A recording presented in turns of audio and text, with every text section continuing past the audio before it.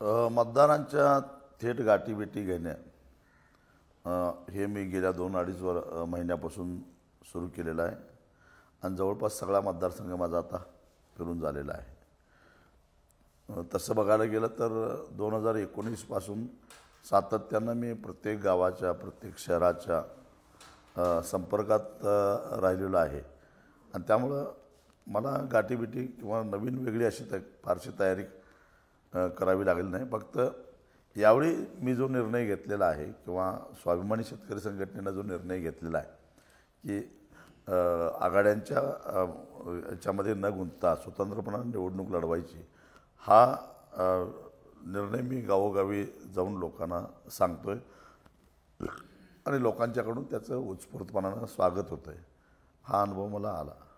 महाविकास आघाडी हातकणंगलेची जागा तुमच्यासाठी सोडण्याच्या तयारीमध्ये आहे. कसं बघता एकूणच या भूमिकेकडे? उद्या महाविकास आघाडीची महत्त्वाची बैठक देखील होते. काय आमंत्रण आलेलं आहे का बैठकीचं? तर मी आधीच स्पष्ट केलं आहे की मी कुठल्याही आघाडीमध्ये जाणार नाही किंवा संघटना कुठल्याही आघाडीमध्ये जाणार नाही. आता माझ्या विरोधामध्ये उमेदवार उभा करायचा काय नाही करायचा हा सर्वस्वी महाविकास आघाडीचा निर्णय आहे. आणि समजा एक शेतकरी चळवळीत काम करणारा कार्यकर्ता जो कुठल्याही आघाडीशी संबंधित नाही परंतु तरीसुद्धा शेतकऱ्यांच्यासाठी काम करतो, सरकारच्या विरोधात नेहमी संघर्ष करत असतो, म्हणून ते जर उमेदवार उभा करत नसतील तर त्याचं स्वागतच आहे. मी असं कशाला म्हणू की माझ्या विरोधात उमेदवार उभा करा. उलट उरलेल्या आघाडीनंसुद्धा असा विचार करावा आणि शेतकरी चळवळीमध्ये काम करणाऱ्या कार्यकर्त्यांच्या विरोधात उमेदवार उभा करून अशी भूमिका घ्यावी. आतापर्यंत इंडिया आघाडीशी तुमचा काही संपर्क झालाय का किंवा तुम्हाला बैठकीचं निमंत्रण दिलं गेलं होतं का? फिजिकली कोणत्या बैठकीला तुम्ही उपस्थित राहिला होता? इंडिया आघाडीचा आधी जी महाविकास आघाडी होती त्या आघाडीमधून बाहेर पडून जवळजवळ 2.5 वर्ष होऊन गेली आणि त्यामुळं त्यानंतर मी तसं कुठल्याच आघाडीशी संपर्कात नाही आणि संपर्क साधण्याचाही प्रयत्न केलेला नाही. एक आमचा धोरणात्मक निर्णय संघटनेचा झालेला आहे की आता इथून पुढं शेतकरी प्रश्नावर संघर्ष करायला सोपं जावं म्हणून आघाडीशिवाय आपण स्वतंत्र भूमिका घेऊन निवडणुका लढवाव्यात आणि आपल्या भूमिकेवर मतदारांचा कौल घ्यावा असा जो आमचा निर्णय झालेला आहे त्या निर्णयाशी बांधील राहून मी आता अशा पद्धतीनं निवडणुकीची तयारी करतो आहे. त्यामुळे कोणाशी संपर्क साधण्याचा प्रश्नच येत नाही.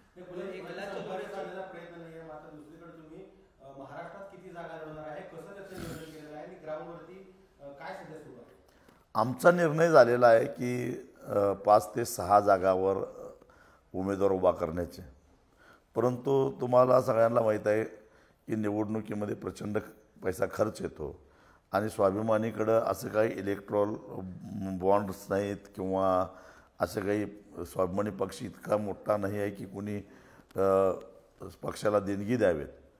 सर्वसाधारण लोकवर्गणीतूनच आमचा पक्ष चालतो आणि त्यामुळं कार्यकर्त्यांची स्वतःची आर्थिक कुवत आणि लोकांच्याकडून मिळणारी मदत यावरच आमची निवडणुका सगळ्या होत असतात. तेव्हा ज्या ज्या जिल्ह्यामध्ये शक्य आहे त्यांनी निवडणुका लढवाव्यात अशी आमची भूमिका होती आणि त्या पद्धतीनं समजा कोल्हापूर असेल, हातकणंगले असेल, सांगली असेल, माढा असेल, परभणी असेल, बुलढाणा असेल, इथं आम्ही लढू शकतो हे आमच्या लक्षात आलं म्हणून गेल्या 6 महिन्यापासून आम्ही या जागावर थोडंसं प्रयत्न करतो आहे. पण कदाचित याच्यामध्येही कमी होतील कारण शेवटी कार्यकर्त्यांच्या इच्छेवर किंवा कार्यकर्त्यांच्यावर आम्ही सोपवलं की तुम्हाला लढायचं असेल तर तुम्ही लढू शकता किंवा या 6पेक्षा जास्तही जागा आमच्या होऊ शकतील. परंतु प्रत्यक्षात निवडणुकीचा कार्यक्रम जाहीर झाल्यानंतर मग याचा नेमका आकडा आम्हाला सांगता येईल. पण महाविकास आघाडीने तुम्हाला इथं पाठिंबा दिला तर मग या जागावर तुम्हाला तडजोडी सुद्धा कराव्या लागतील, मग त्याची तयारी असणार आहे का? नाही, जर कार्यकर्त्यांनी पूर्ण तयारी केली असेल आणि त्याला निवडणूक लढवायचीच असेल तर स्वाभिमानीकडून त्याला निवडणूक लढवू नको असं सांगितलं जाणार नाही. एकला चलोरेची भूमिका सध्या तरी तुम्ही घेताय, मात्र अशा पद्धतीनं जर महाविकास आघाडीनं उमेदवार मग तुमच्या विरोधात दिला तर मतविभागणीचा फटका बसेल असं वाटत नाही का? एकूणच तुमच्यासह सगळ्याच मतात गेली 25 वर्ष मी तसं बघायला तर ॲक्च्युली 23 वर्ष मी या सगळ्या निवडणुकीच्या राजकारणामध्ये आहे. 2002 साली पहिल्यांदा मी जिल्हा परिषदेची निवडणूक लढवली होती आणि जवळपास 30-35 वर्ष हा जिल्हा मला ओळखतो, माझी चळवळ बघतो जवळून, माझ्या वेगवेगळ्या भूमिका बघतो, कार्यपद्धती सगळ्यांना माहिती आहे. आणि आता मतदारांच्यावर विश्वास ठेवून मी त्यांच्यावर विश्वास ठेवून मी आता निवडणूक लढवायचं ठरवलं आहे. तेव्हा आता माझं काय करायचं, माझ्या उमेदवारीचं काय करायचं हा निर्णय आता मतदारांनाच घेऊन द्या असं मला वाटतं.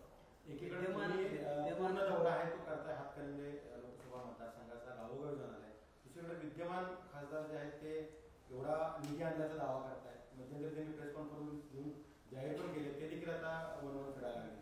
कसं पाहता? नारळ फुटले परंतु कामं किती सुरू झाली आणि त्याच्यामध्ये प्रशासकीय मान्यता किती मिळाली, टेंडर किती झाले, प्रत्यक्षामध्ये कामाला सुरुवात किती झाली, याचं एकदा कधीतरी हे विश्लेषण व्हायला पाहिजे असं मला वाटतं.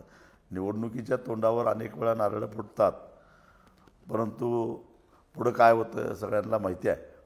तेव्हा त्या गावातल्या लोकांनीच ठरवावं की आपल्या गावामध्ये किती निधी आल्याची घोषणा झाली, प्रत्यक्षामध्ये काम किती सुरू झालं, काम पूर्ण किती झालं, प्रशासकीय ऑर्डर किती कामाला मिळाली, प्रत्यक्षात कामाला किती सुरुवात झाली, याचं विश्लेषण ज्या त्या गावातल्या लोकांनी केलं की सत्य समोर येईलच.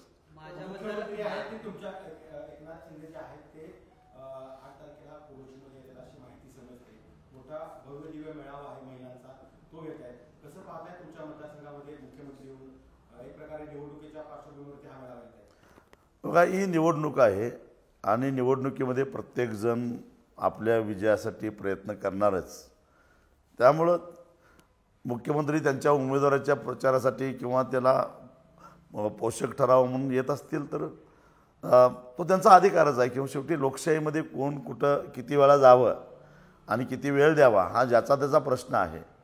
परंतु मी पुन्हा एकदा सांगतो की या भागातल्या विशेषतः हातकणंगले लोकसभा मतदारसंघातल्या मतदारांच्यावर माझा पूर्ण विश्वास आहे आणि तो योग्य निर्णय घेतील आणि योग्य उमेदवार निवडून देतील याची मला खात्री आहे. धैर्यशील मानेने जी कामं केली त्या कामाच्या वर तुम्हाला काय म्हणायचं? आणि खासदार हरवल्याचे पोस्टर सुद्धा गावागावामध्ये लागले होते, त्याचा सुद्धा त्यांनी खुलासा केला. एकूणच या मतदारसंघामध्ये अपेक्षा होती. मला असं वाटतं की मी आता प्रत्यक्षामध्ये मैदानामध्ये उतरलेलो आहे, त्यामुळं मतदारांनाच ते ठरवून द्या आता की त्यातलं खरं काय आहे आणि नेमकं सत्य काय आहे, कामांची घोषणा किती झाली, कामं किती पूर्ण झाली, त्या कामाचा दर्जा काय आहे, हे आता त्या गावातल्या त्या भागातल्या मतदारांनाच ठरवून दे.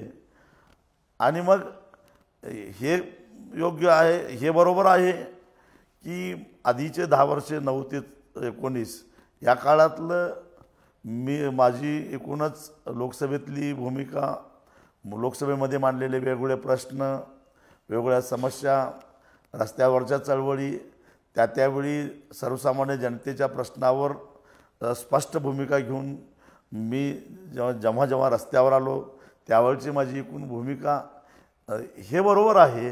याची तुलना आता मतदारांना करून दे आणि त्यांनाच निर्णय घेऊन दे असं मला वाटतं. बोलले जाते का फक्त कृती केली जाते आताच्या खासदारांच्याकडे? नाही, म्हणूनच म्हटलं की आता मी स्वतः प्रतिस्पर्धी असल्यामुळं मी आता आरोप प्रत्यारोपाच्या पलीकडे गेलेलो आहे. मतदारांनाच ठरवून दे, तुलना करून दे 5 वर्ष आणि 10 वर्षे या एकूण याच्यामध्ये. आणि मग मतदारा शेवटी हे सर्वोच्च न्यायालय आहे, त्या न्यायालयाचा जो निर्णय असेल 5 वर्षापूर्वी मी मान्य केलेला आहे, पुन्हा एकदा मी अपील केलेलं आहे. बघू आता मतदार काय करतोय. महाविकास आघाडी तुम्हाला पाठिंबा देत आहे, उमेदवार देत नाही आहे, मात्र त्या बदल्यात तुम्हाला महाविकास आघाडीच्या उमेदवारांचा प्रचार करावा लागेल अशी चर्चा सुरू आहे. तुम्ही महाविकास आघाडीच्या स्टेजवर जाणार का? एक तर अशा प्रकारचं माझ्याशी कुणी बोलणी केलेली नाही आहे, असा प्रस्तावही माझ्याकडे काही आलेला नाही आहे. त्यामुळं जो प्रस्तावच आलेला नाही त्याच्यावर चर्चा करण्यामध्ये अर्थ नाही. आणि मी सांगितलं की मी आता कुठल्याही आघाडीशी संबंध ठेवायचा नाही असं आमच्या संघटनेनं, राज्य कार्यकारिणीनं निर्णय घेतलेला आहे आणि त्या निर्णयाशी मी बांधील आहे.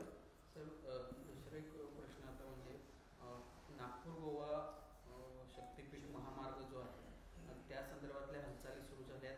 जिल्ह्यातल्या शेतकऱ्यांचा त्याला विरोध होतोय. ज्या पद्धतीनं जमिनी घेतल्या जाणार आहेत, भूमिहीन होण्याची भीती त्यांना वाटते. कसं बघता एकूणच या सगळ्या शेतकऱ्यांच्या विरोधाकडे आणि तुमची भूमिका या संदर्भात काय असणार? कारण शिरोळ आणि परिसरातले देखील जमिनी मोठ्या प्रमाणावर जाणार आहेत. नागपूरपासून बांद्यापर्यंत जो एकूण 12 जिल्ह्यामधून जाणारा हा जो काही शक्तीपीठ महामार्ग आहे, खरोखरच या महामार्गाची गरज आहे का हे पहिल्यांदा तपासलं पाहिजे. यातला बहुतांश मार्ग हा नागपूर रत्नागिरी जो राष्ट्रीय महामार्ग आहे, ज्यात जो नुकताच पूर्ण झाला आहे, त्याला समांतर आहे. या महामार्गाला समांतर पद्धतीनं हाही राहिला आहे. आणि आज एकदा सहापदरी झालेला हा जो काही रत्नागिरी नागपूर हा राष्ट्रीय महामार्ग आहे, त्याच्यावर वाहतूक किती आहे, त्याच्यावर किती प्रवासी प्रवास करतात, याचा एकदा मूल्यांकन करावं. आणि मग खरोखरच या महामार्गाची गरज आहे का मोठमोठे टेंडर काढण्यामध्ये रस आहे म्हणून असे नवीन प्रकल्प जाहीर केले जातात. ह्याच्याबद्दल चिकित्सा झाली पाहिजे, याचं विश्लेषण झालं पाहिजे असं मला वाटतं. मी सोलापूरला बऱ्याच वेळा जातो. अवघ्या 2-2.5 तासामध्ये मी सोलापूरला पोचतो. रस्त्यामध्ये एक वाहनं लागत नाहीत फारशी, सुनसान असा रस्ता असतो. मग अशावेळी नवा महामार्ग तयार करायचा अट्टहास का? बरं, हा याच जुन्या महामार्गाला समांतर अशा पद्धतीनं जातो, तो इकडे तिकडे कुठेच जात नाही. काय गरज आहे त्याची? कुणाचा याच्यामध्ये रस आहे? किती लोकांनी मागणी केली, किती लोकांनी निवेदनं दिली, मोर्चे काढले असा रस्ता व्हायला पाहिजे म्हणून? कशासाठी ही घोषणा केली? याचंही कुठंतरी चिकित्सा व्हायला पाहिजे असं मला वाटतं.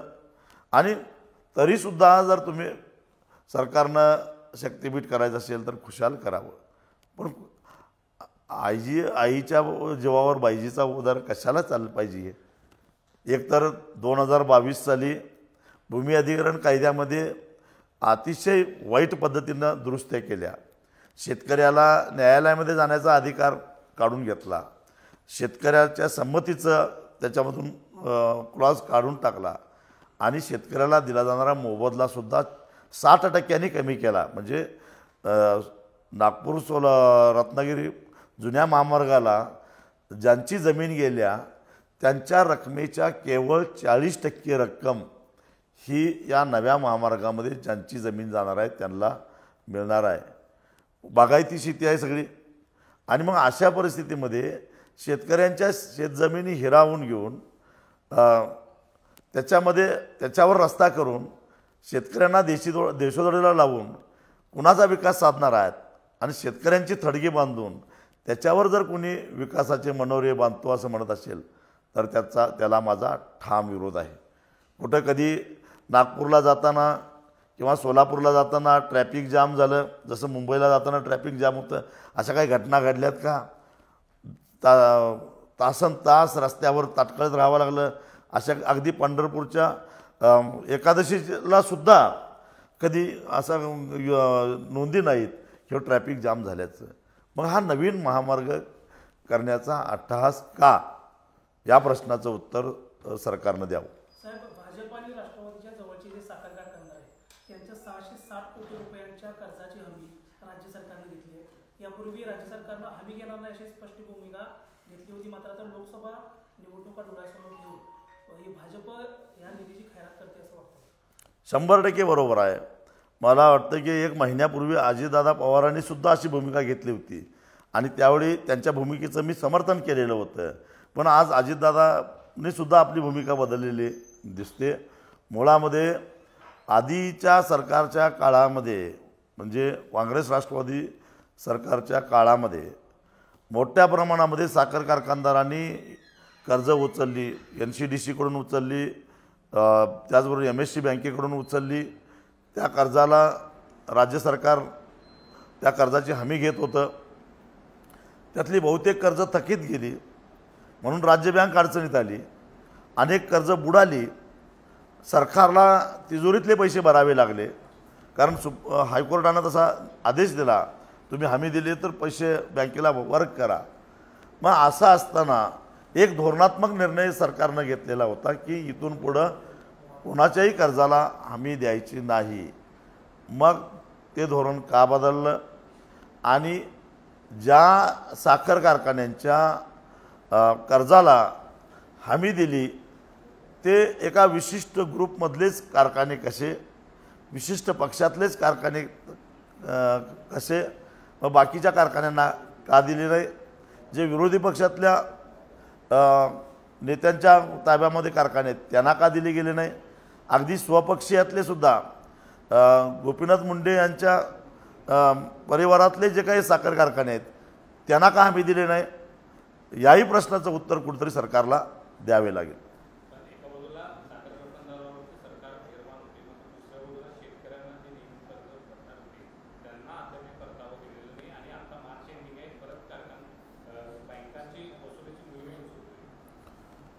खरं तर साखर कारखान्यांच्या कर्जाला हमी मिळते, पण सरकारनं जाहीर करून सुद्धा, दुष्काळ जाहीर करून सुद्धा पीक कर्जाच्या पुनर्गठनाचे आदेश अजून आलेले नाही आहेत. मार्च जवळ आल्यामुळं बँकांनी वसुलीचा तगादा लावलेला आहे. शेतकऱ्याच्या तोंडाला फेस आलेला आहे. त्याची दया सरकारला यायला तयार नाही. नियमित कर्ज भरणारे जे प्रामाणिक शेतकरी होते त्यांना 50,000 रुपयेपर्यंत प्रोत्साहनात्मक सानुग्रह अनुदान देण्याचं जाहीर करून 3 वर्ष झाली. बजेटमध्ये तरतूद झाली, पण त्यातल्या अनेकांना अजून पैसे मिळालेले नाहीत. असा एकूण कारभार आहे. आणि म्हणजे आपल्या सोयीच्या लोकांना, निवडणुकीला ज्यांचा उपयोग होईल अशा लोकांच्यावर खैरात करायची आणि बाकीच्यांना वंचित ठेवायचं, असं एकूण सरकारचं धोरण दिसतं. महायुतीकडून अद्याप कोणता उमेदवार निश्चित झालेला नाही आहे. मात्र सदाभाऊ खोत कुठंतरी मी निवडणूक लढण्यासाठी इच्छुक आहे असं म्हणताय आणि गेल्या वेळेस जी मदत केली होती धैर्यशील मानेंना त्याबद्दलची परतफेड करण्याची वेळ आली असं ते म्हणतात. लोकशाही आहे. लोकशाहीमध्ये प्रत्येकाला निवडणूक लढवण्याचा अधिकार आहे आणि त्या पद्धतीनं लोकशाहीमध्ये आपण निवडणूक लढवत असताना आपल्या विरोधामध्ये किती प्रतिस्पर्धी असावेत किंवा प्रतिस्पर्धी कोण असावा याची निवड करण्याची ही सोय नाही आहे. त्यामुळं मी याच्यावर काही मत व्यक्त करत नाही. मात्र मी लढणार आहे आणि मी जिंकणार आहे हे मात्र नक्की आहे. सर, सोलपूर योजनेसंदर्भात मुख्यमंत्र्यांसोबत बैठक झाली, समिती पण नेमण्यात आली. माझ्या विद्यमान खासदार म्हणतात की योजना होणारच, नक्की आपली भूमिका काय? मुंबईमध्ये झालेली ही बैठक म्हणजे एक फार्स होता. जणू काही याच्यावर काही निर्णयच घ्यायचा नाही आणि जे काही जनांदोलन चालू आहे त्या जनांदोलनाला कुठेतरी छेद द्यायचा या हेतूनच ती बैठक बोलवली होती असं माझं स्पष्ट मत आहे.